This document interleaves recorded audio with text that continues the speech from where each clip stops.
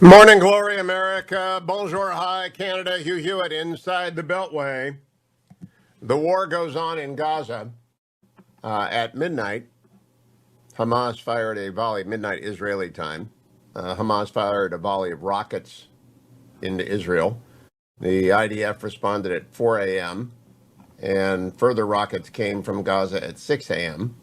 And so I think it's safe to say it will continue for at least as long as Hamas continues to try and kill Israeli citizens. I don't see how any state can do other than that.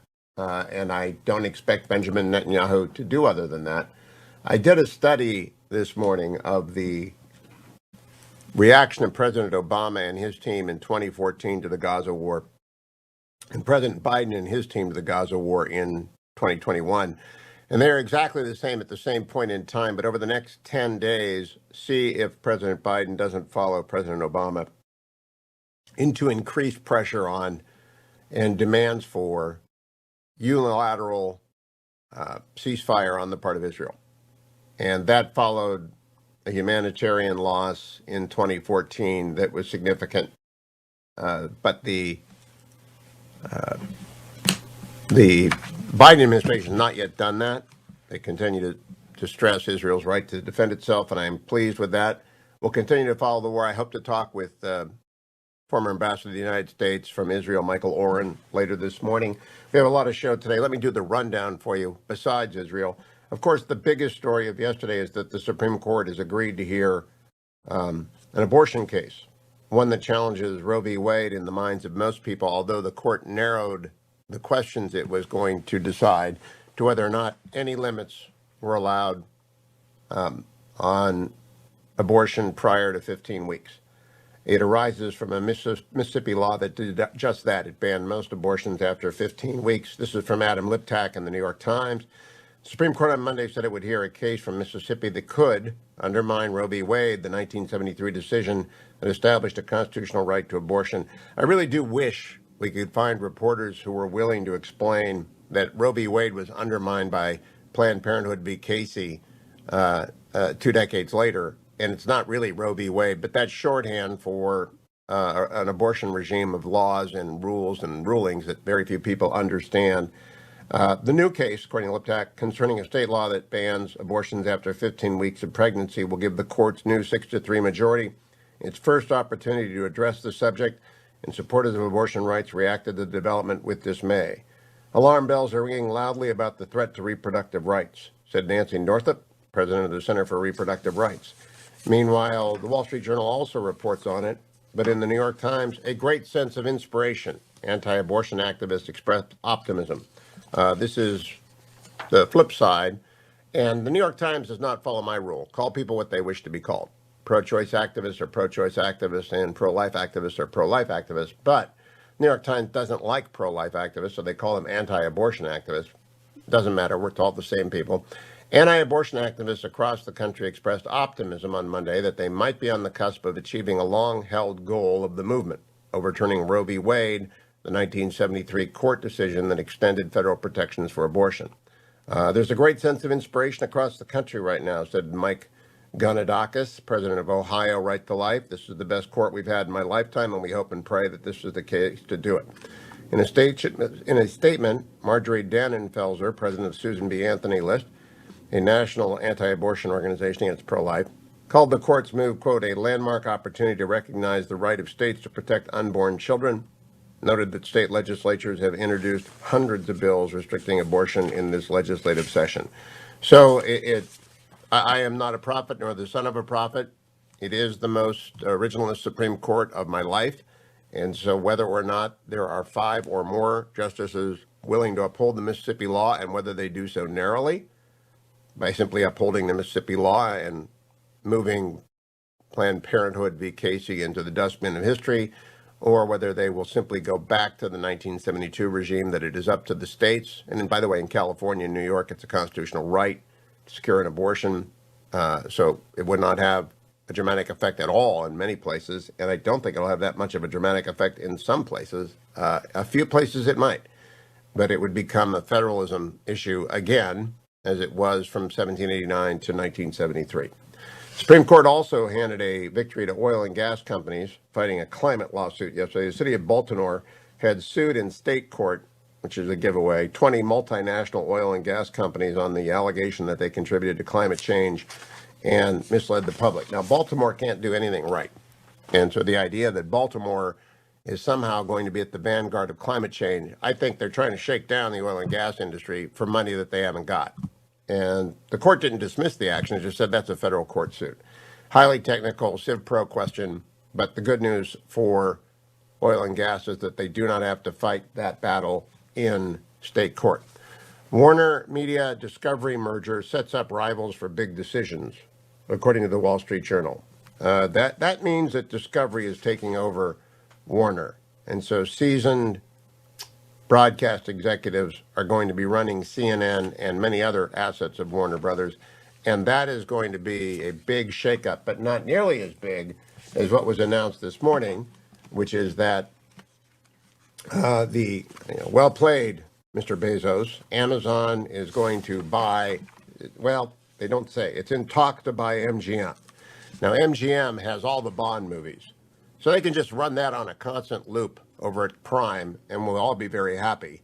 Amazon in talks to buy MGM, the storied Hollywood company behind the James Bond series, and many other things, by the way. MGM has got quite the backlog of television and movie shows, and it's an extraordinary deal for Amazon for its Prime customers to continue to attract people around the world. Bond may be the best franchise owned. Some people would say Marvel, but I think it's probably Bond. There's also a story I would recommend to all you young investors out there who love Bitcoin and all the rest. It's in the Wall Street Journal. From Bitcoin to Dogecoin, what's driving cryptocurrencies rise and the challenges ahead. I often say if you do not understand something, do not buy it, do not invest in it, do not get near to it. And that's a first step for you people. I still think it's nuts. And it's gone up 700% in a year, and I still think it's nuts for young people to be buying Bitcoin. Buy a stock like Amazon or AT&T. And AT&T just got shellacked, right? They just made a lousy decision on Warner. But buy something you know and you use and can talk about. Don't buy Apple. The New York Times expose of Apple's collapse in China to the demands of that state's censorship. Where are the woke employees of Apple that now find themselves complicit in genocide? It is truly off-putting, repulsive, ethically to be doing what they're doing in China, which is to store all the private data of all the people of China on servers that the government runs, thanks to Apple. Andrew Cuomo was paid $5.1 million for his COVID-19 memoir. $5.1 million for a COVID memoir that obscured the fact he sent thousands of senior citizens to their death. And in Chile, a left-leaning assembly has been elected to write a new constitution. Now, why do I bring this up? Because constitution writing is hard. We got very, very blessed in the United States when our framers in 1787 gathered in Philadelphia, the most Catherine Drinker book, Miracle in Philadelphia. It's truly an astonishing moment. And I know black Americans would say, no, it wasn't an astonishing moment. They didn't do away with slavery, but they put the United States on a course where slavery would be abolished.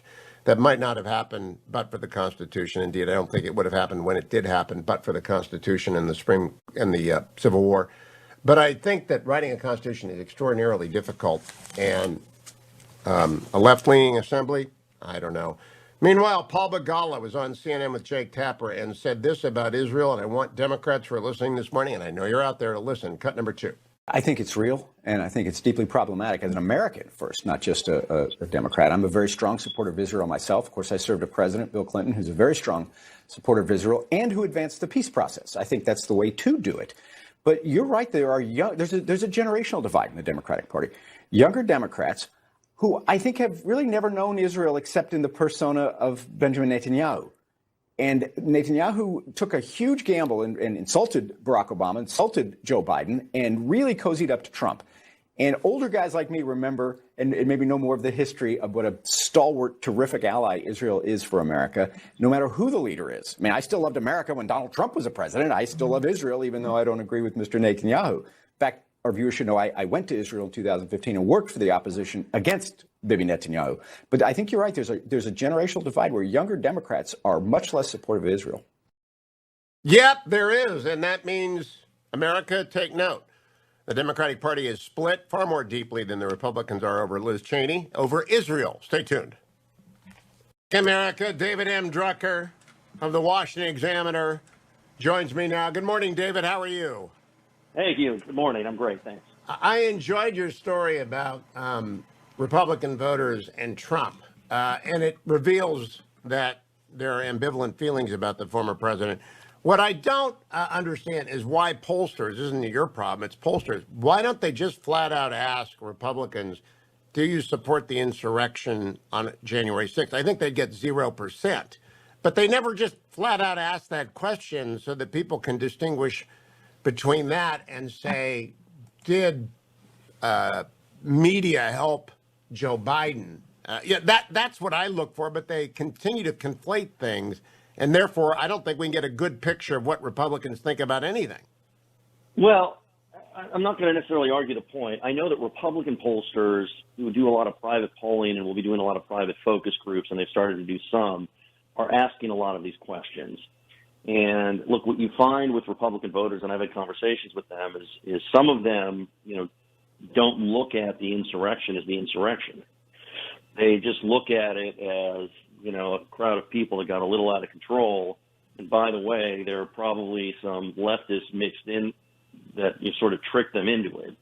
So I think you are right. It is a great question to ask. I suspect we will start to have answers over time, because in my discussions, with Republican pollsters yesterday for this story, they were explaining that they're just getting started with trying to gather data to help them in 2022 and have a better understanding of where President Trump fits in the Republican ecosphere. And right now, where he fits, at the very least, is that Republican voters are glad he's influential. They like his agenda. They want him to be a part of the team for 2022. And after that, they just don't know if they want him to be the nominee again in 2024.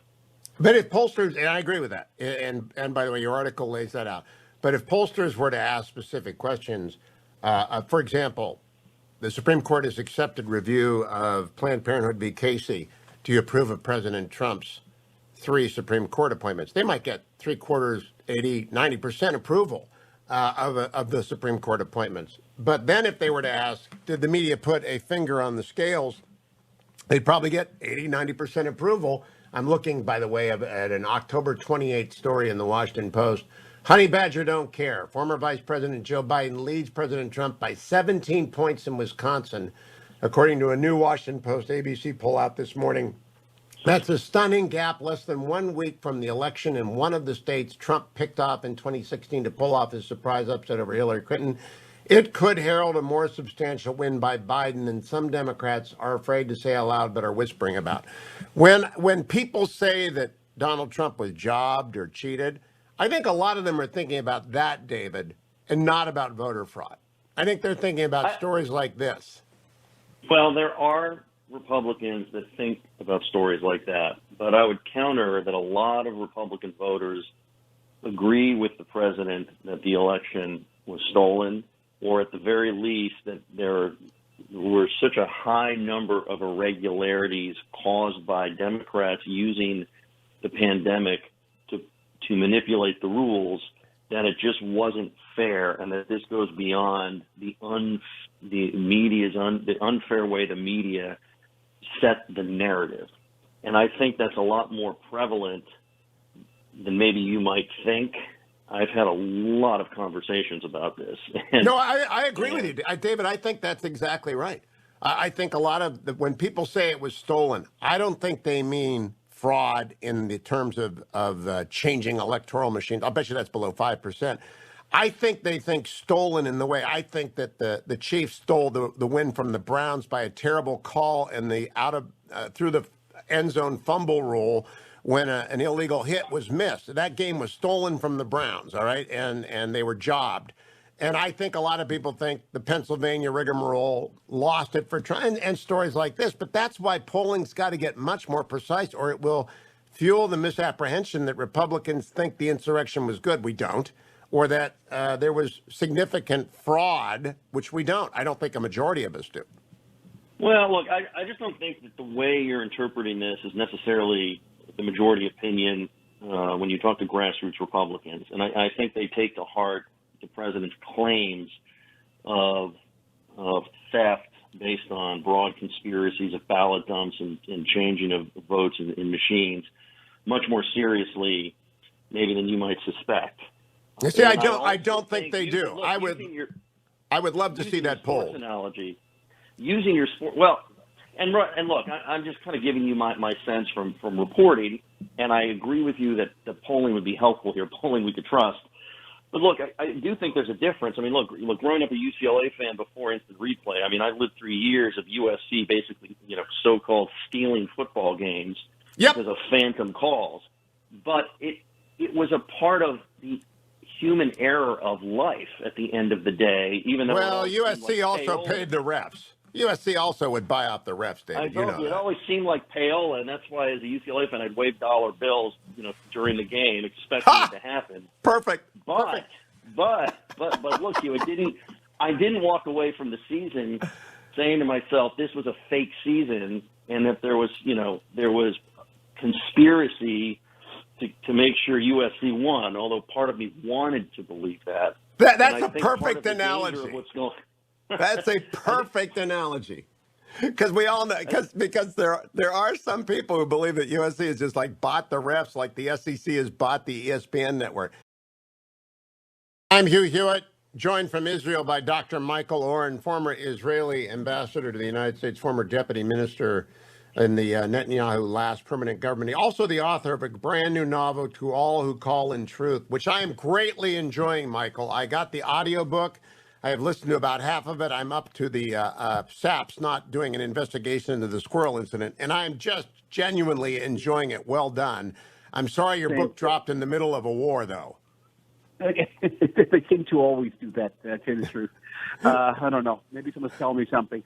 Good to be with you, Hugh. We're in the middle of a major uptick in the fighting in the South. Very large barrages hitting the South this morning. People seriously injured. And, there's much talk about an impending ceasefire, but I don't see any sign of it right now.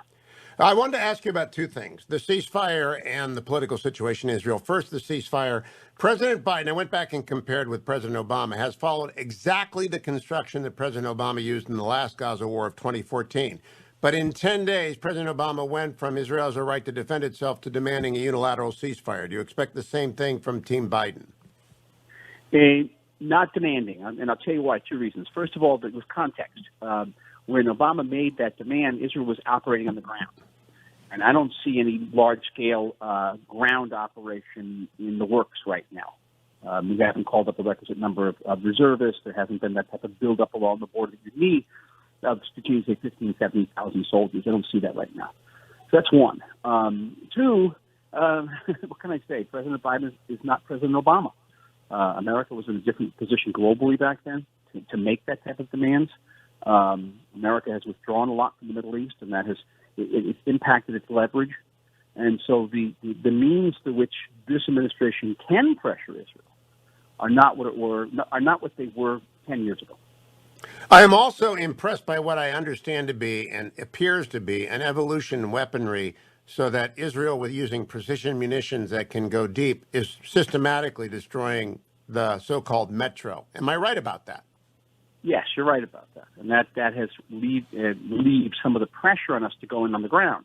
Because now you can do from the air what soldiers had to do on the ground before, actually going, ferreting into these holes and blowing them up, which was tremendously dangerous for our soldiers. We lost a number of soldiers doing that. So, yes, that's a big improvement. I think that behind all this, and we can't lose sight of the big strategic picture here, and that is who is behind this? Behind this is the major backer of Hamas, the exclusive owner and operator of Islamic Jihad, which is Iran. And that's the same Iran with which this administration is engaged in negotiations to renew the 2015 Iran nuclear deal. And I think that, while credit has to be given to this administration for standing by Israel and upholding our right to defend ourselves, I also question, at the end of this, when we go back into that negotiation with the Iranians about the JCPOA, will the administration say, well, listen, Israel, we stood by you in your hour of need in Gaza. Now, why don't you stand down a little bit while we renew this nuclear deal? So, Dr. Oren, you're a very sober judge of these things. So I just ask you, is Hamas reeling? That's an American term that I think applies to lots of wars. Is the enemy reeling? Okay, everything you know about war, everything you know about conflict, when it comes to Hamas, throw it out. Okay, that for them reeling, for them suffering loss to a very large extent is a good thing. Okay, it makes them look like heroes. It makes them look like they are suffering for the Palestinian cause. If Israel inflicts damage on civilians in Gaza, inadvertently, it's good for Hamas. I've spoken before in this program how Iron Dome is a double-edged sword. It creates disproportionality. It enables Hamas to say, look at all how we're suffering while the Israelis aren't suffering hardly at all. So they get credit for firing rockets at us, but they also get credit when we shoot back at them. Everything you understand. It was very difficult for a year and a half. I was in charge of Gaza for the Israeli government, and it took me a long time to wrap my head around the fact that Hamas actually likes a humanitarian disaster in Gaza. It likes keeping the Palestinian people with nothing to lose, keeping them dependent on Hamas. They're immensely cruel. They use hundreds of kids to dig these tunnels, and hundreds of kids are killed every year digging this tunnel. They don't care. All right? The international community doesn't care, but the Hamas doesn't care. Everything you know about, pretty much about human beings, you can throw out the window when you talk about Hamas. Wow. That's really revealing. By the way, so is your Hadassah article on Israel at 100. I don't know when you wrote that. It's incredibly timely right now. Yeah. Unfortunately, yes. Unfortunately, yes. I also live in Jaffa. We've had some violence there, street violence. I was always very proud to say that I lived with a mixed community, that we lived together, Jews and Arabs, in harmony. Some of that harmony was disrupted this week. It's important to note, though, that the area where there were disturbances were almost exclusively areas that were very poor, working-class areas, a lot of unemployment both among Arab and Jewish youth. And we have to address not only the ethnic issue, but also the economic issue. Which is very big. Israel is an economic miracle, but only for part of the population that's involved in high tech. We have a very big social gap. So now to the political question, Dr. Oren. I read the Jerusalem Post, the Times of Israel, and Ynet News. I can barely find a mention of what is going on in coalition negotiations, and I believe it's probably out of respect for those who are on the front line and in the bomb shelters and those who have been killed and those who have been injured. Nevertheless, there is a deadline approaching for the government either to be formed by the opposition or to pass to the Knesset. What is going on? Can you just expound on what you understand to be going on with the Prime Minister and his allies and foes? Well, there's scuttlebutt, and lots of it. And there's conspiracy theories. The conspiracy theories that Netanyahu basically precipitated this crisis in order to foil the attempts of the anti-Bibi camp to form a coalition with the explicit or implicit support of the Arab parties. That became impossible once this fighting started. And today the Arab communities of Israel are having a general strike, so it makes it even more difficult. Now the recent scuttlebutt is that Benjamin Netanyahu and Benny Gantz are secretly in cahoots to keep the current coalition in place, and that Benny Gantz will become prime minister for 18 months, but in a kind of strange arrangement, Netanyahu will remain in Balfour, that's Israel's White House, and he will retain the status of a prime minister so that he can appear in court in his corruption trials as prime minister, because if he's not prime minister, he has to resign. Now, that would require an update to the law, would it not? Because if you're not the prime minister, even if you're living at the prime minister's house, you don't have immunity. Yeah, you have to get a tweak into the law. No question about that. That would be the glue that would cement this deal together. And I imagine that's a sine qua non for Netanyahu, because he's not about to resign.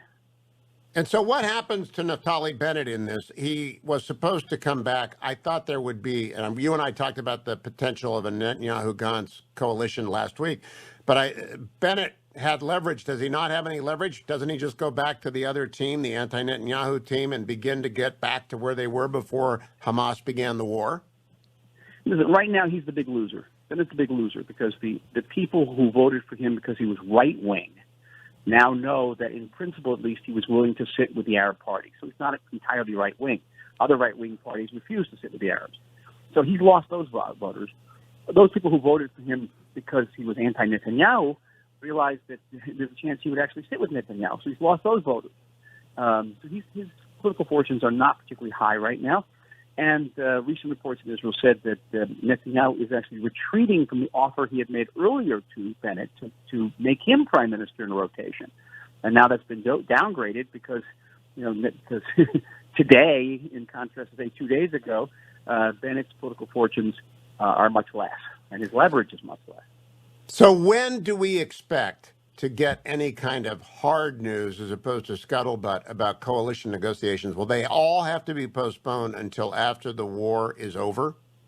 Yes, probably. And listen, the war may go on for another couple of days, but and eventually, the clock will not have run out on the coalition time period where you can make a coalition. But and then it depends, on how long Israeli memories are. We're so used to these different wars. 2 weeks from now, people may not remember it to the same degree that they remember it right now. I'm looking at pictures now. I'm in a television station now, about to go on to Israeli television. I'm looking at photos of Hamas rockets blowing up in civilian settlements. The headline now is 2 killed and 2 in mortal condition. Just now, just as I'm talking to you. So let me close by this before you have your hit, Dr. Oren. Thank you for joining us. The Democratic Party is split, and the left of the Democratic Party, from Bernie Sanders to AOC, is condemning Israel, and some of them are calling it a racist state, et cetera, et cetera. Are you surprised and disappointed by the fracture in the Democratic Party? Of course, I'm not surprised, but I'm certainly disappointed. And I think that I see what began as what Israel was sort of a dividing line between Republicans and Democrats. Now it's become a dividing line within the Democratic Party itself. At the end of the day, we have to do what we have to do to defend our citizens. And Bernie Sanders can write all the op-eds in the New York Times that he wants to, and Peter Beinart can write all the op-eds in the New York Times he wants to. Our people are being shot at, and right now, 2 are dead and 2 are seriously wounded. We're going to do whatever it takes to defend them. And on that note, that is well said. Our duty. Call us back whenever you can. It's great to talk to you. Be safe. Dr. Michael Oren from Israel this morning. I love getting up to date, but I don't love getting news like that. 2 more dead in Israel, 2 more seriously injured in this morning's rocket attacks from Gaza into the state of Israel. I'm sure there are people also dead in Gaza. I'm sure. I'm not making light of that. I understand that. I grieve for those families. But a terrorist entity is attacking Israel around the clock and killing Israelis. Of course, the Israeli government is going to respond around the clock unless and until that threat is ended. If Hamas wants the war to end, they have to stop sending missiles at Israeli citizens and killing Israeli citizens. That is the beginning point, and I cannot believe Democrats who do not understand. In fact, I want to play Paul Begala again from Jake Tapper's show yesterday on CNN, cut number 2. I think it's real, and I think it's deeply problematic as an American first, not just a Democrat. I'm a very strong supporter of Israel myself. Of course, I served a president, Bill Clinton, who's a very strong supporter of Israel and who advanced the peace process. I think that's the way to do it. But you're right, there's a generational divide in the Democratic Party. Younger Democrats who I think have really never known Israel except in the persona of Benjamin Netanyahu. And Netanyahu took a huge gamble and insulted Barack Obama, insulted Joe Biden, and really cozied up to Trump. And older guys like me remember and maybe know more of the history of what a stalwart, terrific ally Israel is for America. That's all I wanted. I wanted to hear Paul repeat. The Democratic Party has a generation gap. They have an Israel gap. And if you are a supporter of Israel, you really can't trust the Democrats with power. You just can't. I'm talking to Michael Oren from Israel. And 2 Israelis are dead this morning. 2 more are injured in the southern part. He was about to go do a hit. That's the chyron on the screen. I don't think this is going to be over anytime soon. What do you think? I tend to agree. If my rule is if it didn't end by the Friday prayers last week, it was going to extend at least another week. And so I do think that a few people have been surprised, I think, by the resilience of the Hamas rocket supply. They have sent thousands upon thousands of rockets into Israel at ranges we haven't really seen before, but they've been slowly been deteriorated, and so I think it will take the IDF at least a few more days. 2 other things, or 3 other things, Dr. Oren said I'd like your comment on. First, he is not surprised by the Democratic Party split, with many people opposing Israel's self-defense. But he said, and it's close to a quote, Bernie Sanders can write as many op-eds in the New York Times as he wants. Peter Beinart can write as many op-eds in the New York Times what he wants. But Israel will defend itself. I think, actually, that is the majority opinion among Americans with both parties. Do you? Yes, though the dynamics are changing in disturbing ways, Hugh. I think we have 3 forces at work here. We have the Biden administration, which so far has supported Israel's right to defend herself, even while just yesterday calling for a ceasefire. But notice, they just said they support a ceasefire. They didn't demand one. So they still are giving Israel time. And you have the Congressional Party, which is increasingly divided, and the energy seems to be with the Squad. And the Squad is following in the footsteps of Jeremy Corbyn's Labor Party, which is to become so anti-Israel that they border on anti-Semitism. That was bad. Jeremy Corbyn's Labor Party. Labor still hasn't recovered, and it would be bad for the Democratic Party to follow the Squad in this way. Then finally, the third force, Hugh, is the media, which to me has been the most ridiculous of all. I have been shocked at the anti-Israel content of the American media. I think it's worse than the 2014 war. And I think it's extremely one-sided in an anti-Israel direction. And so as you go from the Biden administration to the congressional Democrats, then to the mainstream media, you get more and more anti-Israel. Luckily, of those 3 groups, the one with the most power and influence is Biden, and he's still giving Israel an opportunity to defend herself. Now, Matt Continetti, I went back and looked at the 2014 war. President Obama originally defended Israel's right to defend itself, and then 10 days later was calling for a unilateral ceasefire. Dr. Oren distinguishes the context there, citing America's withdrawal from the Middle East as having lost its leverage. I'm not sure that's correct, but it certainly may be true. Do you expect the same turn over the same period of time as we saw with Obama to happen with Biden? Well, look, we're about a week in. The international pressure and the congressional pressure on the Biden administration has increased. I think they're doing baby steps, but you're absolutely right. You can see the change in their statements from last week, where it was basically no comment. Israel is doing what Israel has to do, to just the past 24 hours, where it is we support a ceasefire. If the operation continues into next week, then I do think that you would begin to see even stronger rhetoric from the Biden administration.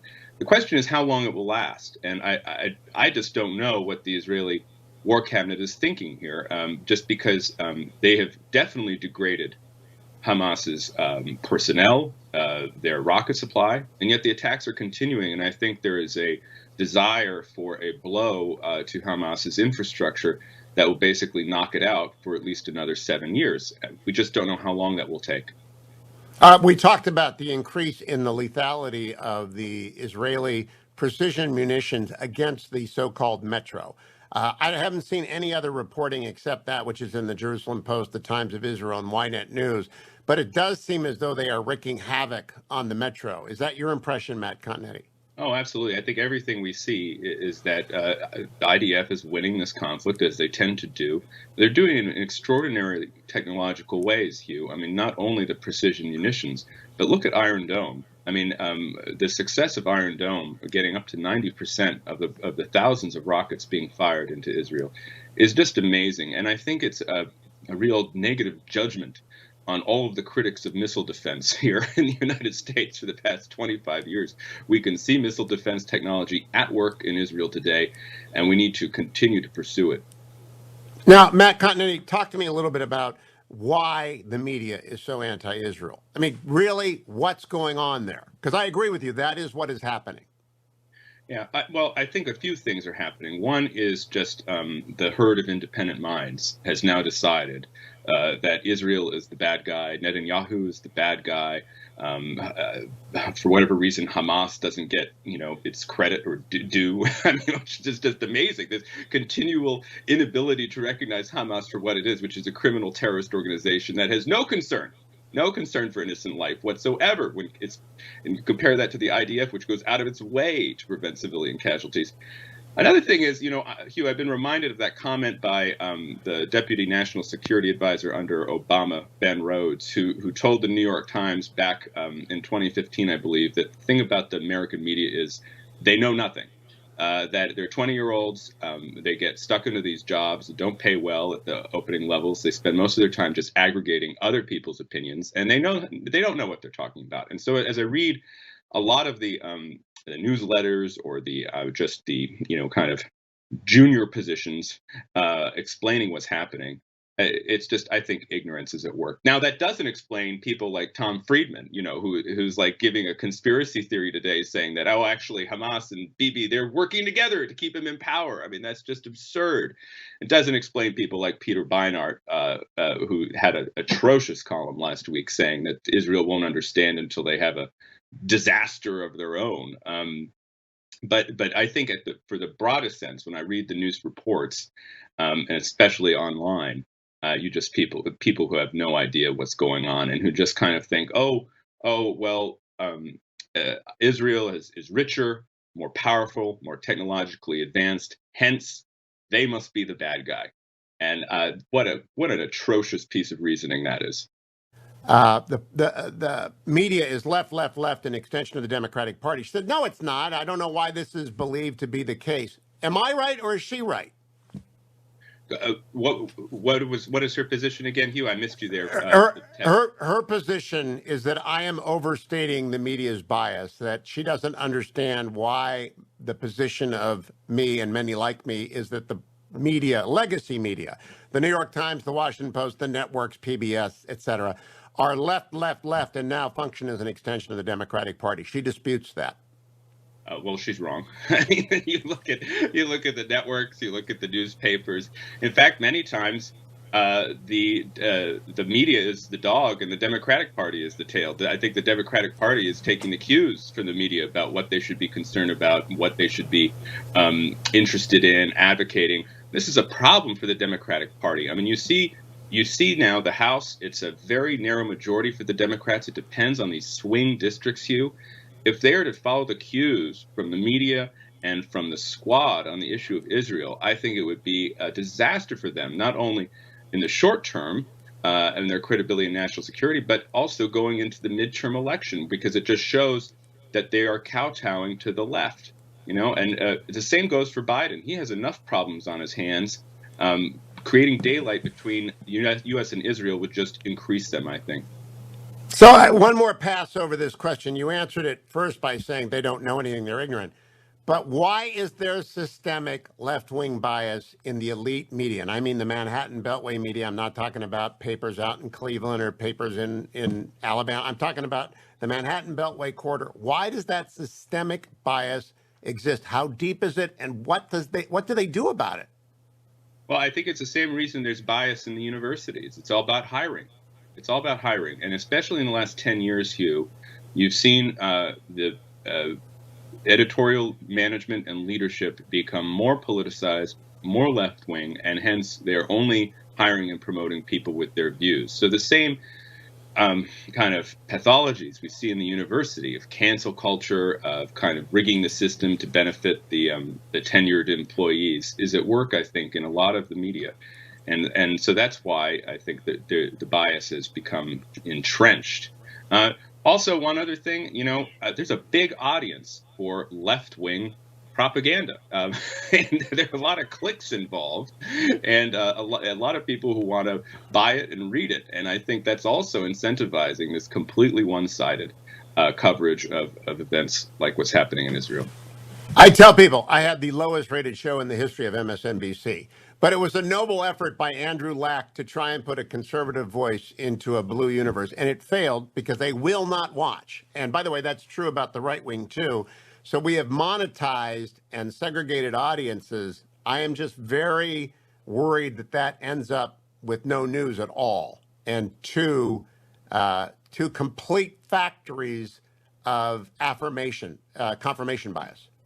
Oh, absolutely. I think we see that today. I mean, there's some hope now with the Substack, the newsletter revolution. There are people who want to have a more detached or a more factual view. They're having new media to look at. But there's been an incredible amount of disinformation on this conflict when you go online and you look at social media. And of course, bad actors are at work manipulating that misinformation and spreading it. And so it's important to have places where you can go to see the news. I'm urging people to go to Israeli media. If you go to the Jerusalem Post, if you go to the Times of Israel, you get a much better account of what is happening. And by the way, not rah-rah Netanyahu either. They're going to say what is going on, what are we doing, what is the status. And so this is the comparison between the American media on this and the Israeli media has been, I think, just a disaster for the U.S. media. In many ways, American media is resembling to, say, the BBC, which is long-running, anti-Zionist, borderline anti-Semitic coverage of the Middle East. That's a very dangerous and bad place to go for the United States media. But I can only say, luckily, we have, the internet, so we can go and see what's really happening if we go to these Israeli websites. Last question, Matt. Ynet News, I would also add to those two, the Jerusalem Post, Times of Israel, and Ynet News. These are three English-speaking and free sources for people, and it is very balanced. Prime Minister Netanyahu has lived to survive to fight another day in coalition. Dr. Oren said Benny Gantz is now the scuttlebutt, going to have a deal with Netanyahu that preserves his immunity against trial. What do you hear in Washington, D.C. about what is going to happen in Israeli politics post the war? Oh, what I hear is utter confusion. Which is basically the state of Washington's attitude toward Israeli politics for the past several years. We're now, 4 elections in. We have this continuing coalition politics in Israel. I will say this: one consequence of this war was to scuttle the talks that were going to include an Arab Islamist party, Ram, in a coalition, an anti-Netanyahu coalition. That ended that.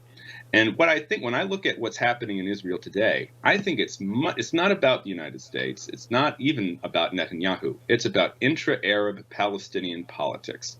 That is, Hamas used an opportunity given to them by Abbas, the Palestinian Authority leader, when he canceled the parliamentary elections.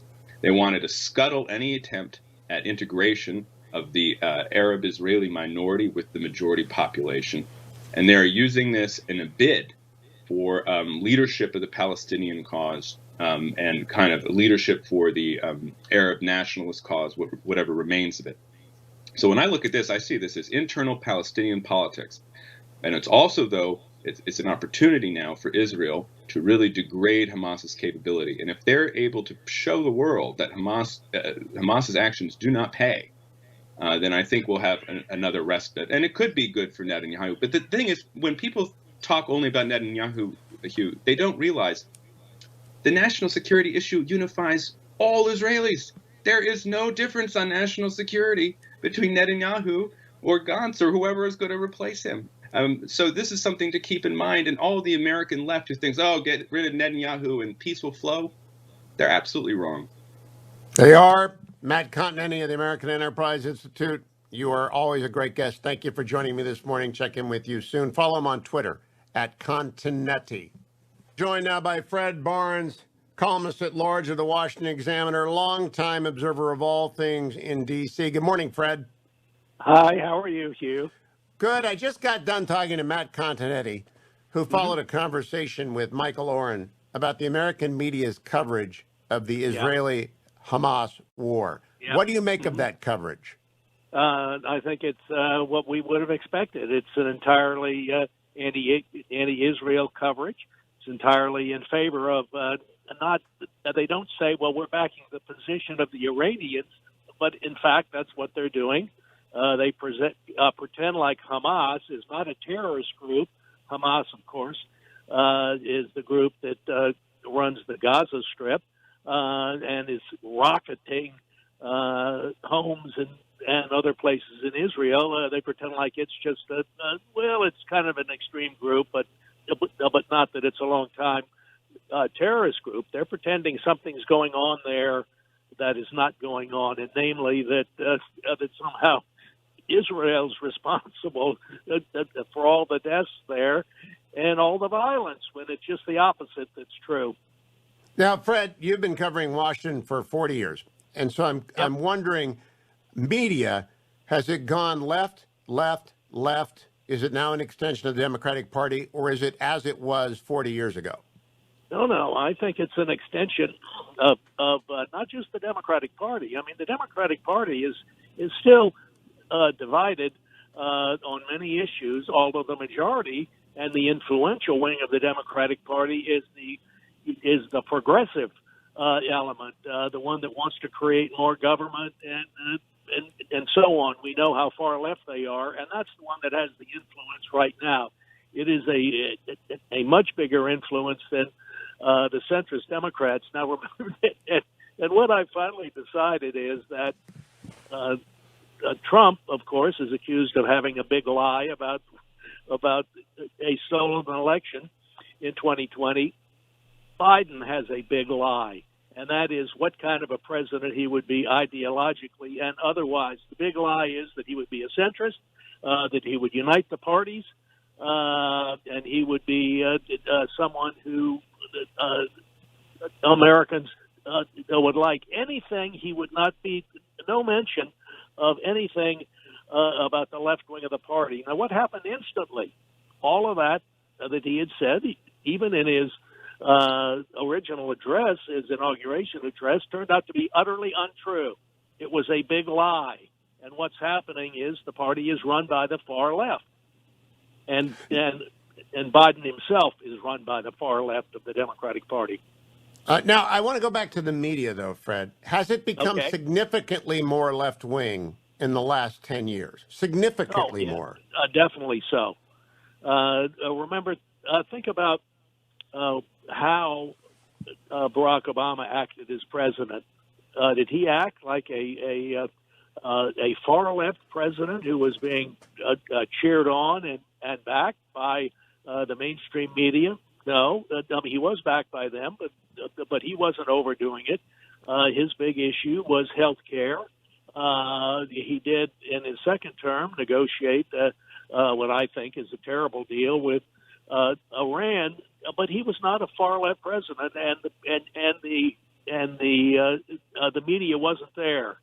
It is there now, and one of the reasons is because of the weakness of Biden. You know, Biden, as I've written and said, has never had a fresh idea of his own.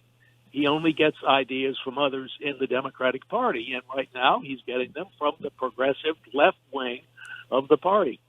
So, Fred, I asked this of Matt. I want to hear your answer as well. Why has the media gone over the left edge of the cliff? Well, a lot of them are there anyway, and they have just gotten in a controlling position in the Democratic Party, somewhat to my surprise. I really wasn't expecting it, but you do have to remember that Biden is someone who is very impressionable. He doesn't have any ideas of his own. He gets somebody, and look who he promoted. I guess the biggest clue, the earliest clue about the direction Biden was going to go was who he was hiring to be in his cabinet, to be in his White House, and they were all coming from the left wing of the Democratic Party. Certainly to my surprise, maybe to yours as well, Hugh.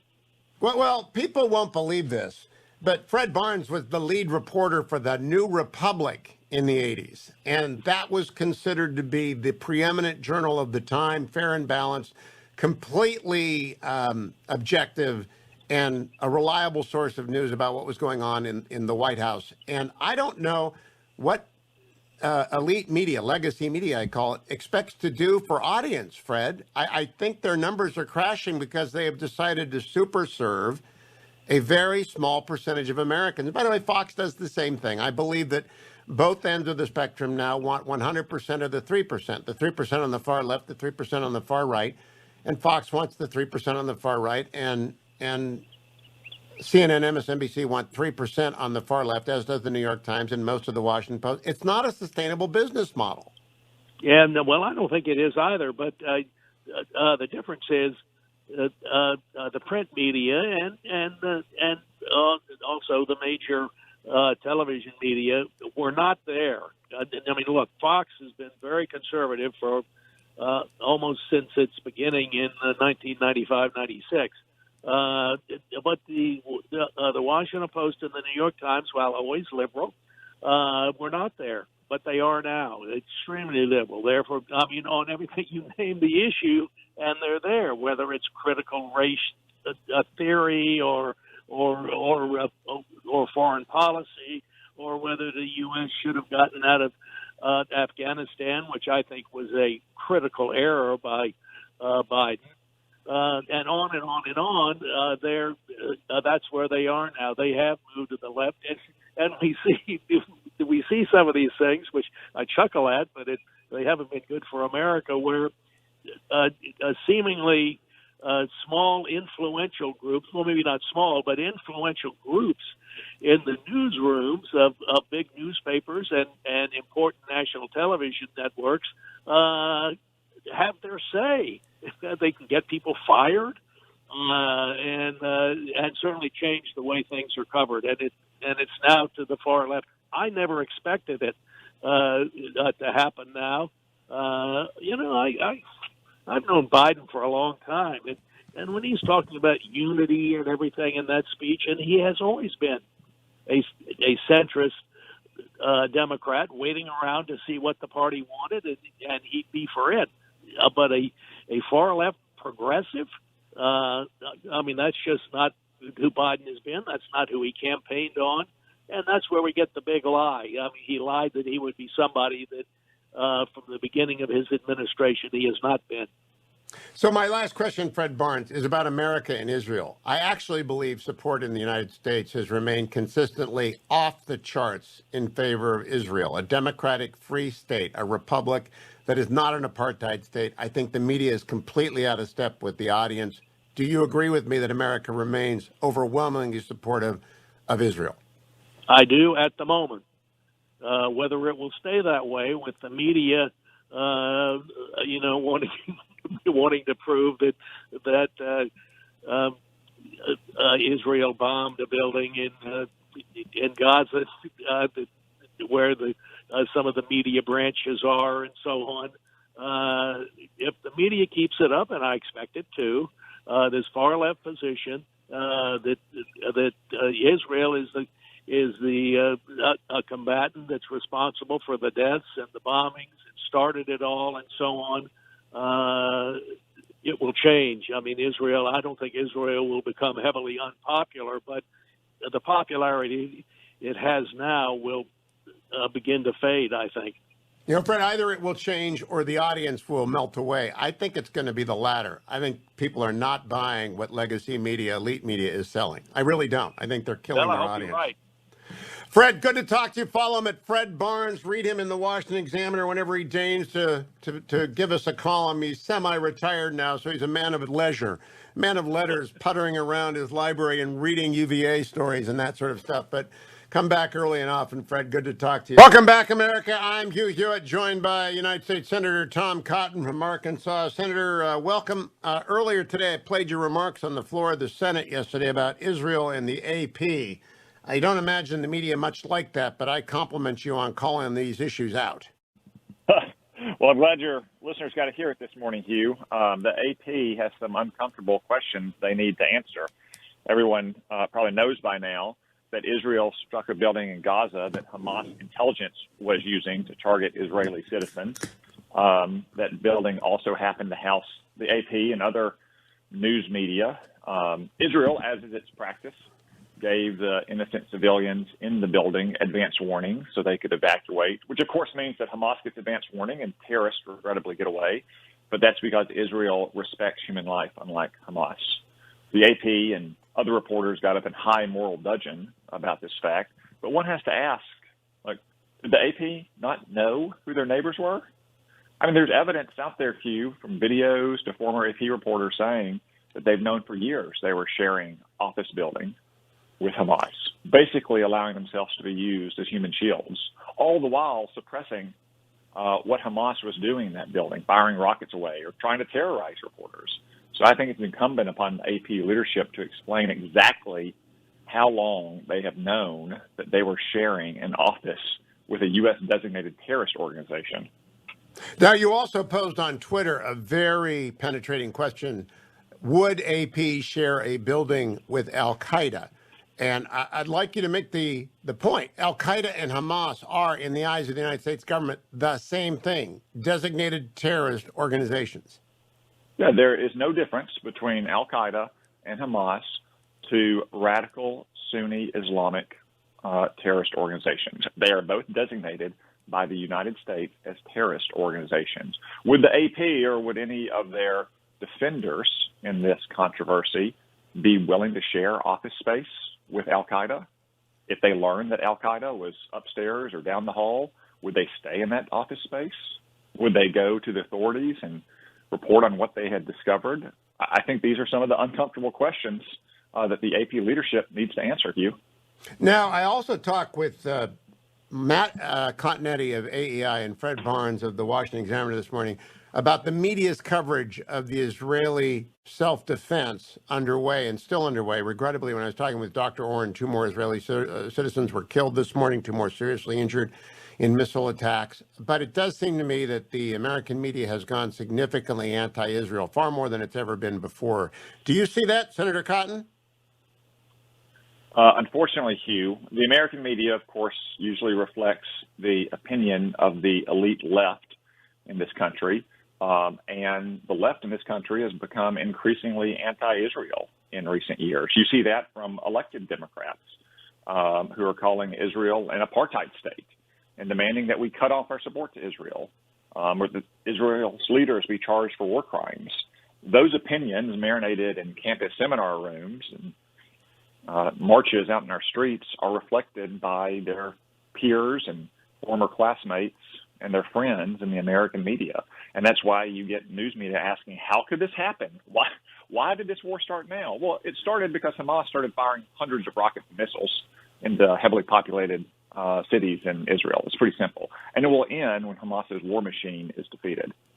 Matt Continetti made an interesting point, Senator, which I had not heard made before, which is this is also very much about an internal Palestinian and Arab power struggle about who is going to lead the Palestinian struggle, that Hamas wishes to use this attack as an effort to derail the coalition government that appeared to include Ra'am, an Islamist party in Israel that was on the verge of taking power from Netanyahu, and to further discredit the Palestinian Authority. Have you heard that theory? Do you put much credit to it? Yeah, so that's possible, Hugh. It's also possible that it's related to internal Palestinian politics with the prospect of an election coming up this year. As the saying goes, Mahmoud Abbas, the leader of the PA, is now in the, 16th year of his 4-year term from the last time they had an election. But irrespective of those considerations, whether there's some effort by Hamas to interfere in Israeli politics or to redirect Palestinian politics, of course, there is never a justification for the use of terror to achieve political ends, much less the use of terror in the form of thousands and rockets and missiles being fired indiscriminately at innocent civilians. Now, Senator, you're one of the very few members of Congress I can ask this of. Since you led platoons in Iraq during the height of the surge, to what extent can militaries guard against collateral damage? And I think that's a terrible term, against civilians dying. And I know that the American military and the Israeli military take extraordinary measures to do just that. But how much does the United States and do you think Israel put into that effort? We're the 2 of the most disciplined and moral militaries in the world. If anything, though, the Israeli Defense Forces go the extra mile to ensure that there is as little civilian casualties on the battlefield as possible. The example I gave you to start is a good one. They could have just pancaked that building that Hamas was using for intelligence purposes, irrespective of civilians inside of it. I mean, it's a legitimate military target, and the people responsible for those civilian casualties would have been Hamas. But they didn't do that. They called in advance. They told the innocent civilians, clear out now. And what did that mean? It meant all those Hamas intelligence personnel were able to escape alive, and today they're once again targeting Jews for death inside of Israel.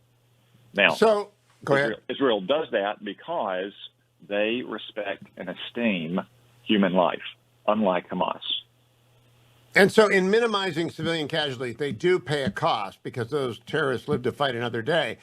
The second story this week is that some in the media were upset that Israel may have misled the media as to a ground invasion. Now, I was actually paying very close attention to the statements that came out of Israel, and they said attacking from the ground, which is so different from a ground invasion. My antenna were up that something odd was going on. It was, in fact, an effort to trick Hamas into going into the tunnels or coming out of the tunnels or both, depending on which units were involved. Did you see that outrage, and what did you make of it? Well, Hugh, you're not going to get me to cry crocodile tears if a bunch of Hamas terrorists were duped by military subterfuge, deception, or camouflage, which is as old as warfare itself. You're right, though, that the Israeli military, to my knowledge, was very precise in the terminology it used. It can't be held responsible if ill-informed Western reporters didn't read carefully enough. Now, a couple of last questions about the Israeli military. In the 7 years since 2014, it appears that they have developed a new generation of weapons which can penetrate into the so-called metro. Is that your understanding without giving away classified sources? Are they better at this now, blowing up tunnels, than they were in 2014?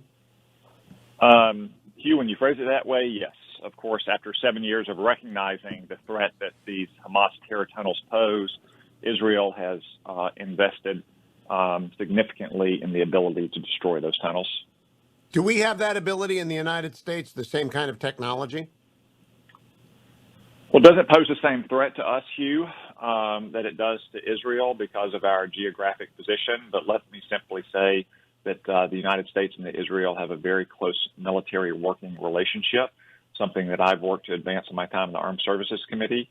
And we share a lot of technology. Now, let me close by asking you to contrast and compare. Senator Bernie Sanders and others in the Democratic Party have been completely outraged with Israel, and yet our Arab allies like the United Arab Emirates and Bahrain and others, including Saudi Arabia, have been very muted. In fact, I don't think they've condemned Israel at all compared to Hamas. I think they're more worried about Hamas. So is it unusual to see Bernie Sanders more critical than Arab allies of the actions of Israel? Regrettably, that's become increasingly normal, Hugh. You're right that a lot of these Arab nations have their own threats from radical Islamic extremist groups like Hamas and al-Qaeda. Also, let's not forget who Hamas's main patron is, the Islamic Republic of Iran, which is the chief threat also to countries like Saudi Arabia and to the United Arab Emirates. So Iran is also up to its usual tricks because the Biden administration in Vienna has been basically begging the Ayatollahs to come back into the Iran nuclear deal, which means the lifting of sanctions and hundreds of billions of dollars pouring into Tehran, which will immediately go back to Hamas and to Hezbollah in the forms of rockets and missiles aimed at Israeli citizens. You're right. On that note, Senator Tom Cotton, thank you for joining me this morning. Follow him on Twitter at SenTomCotton.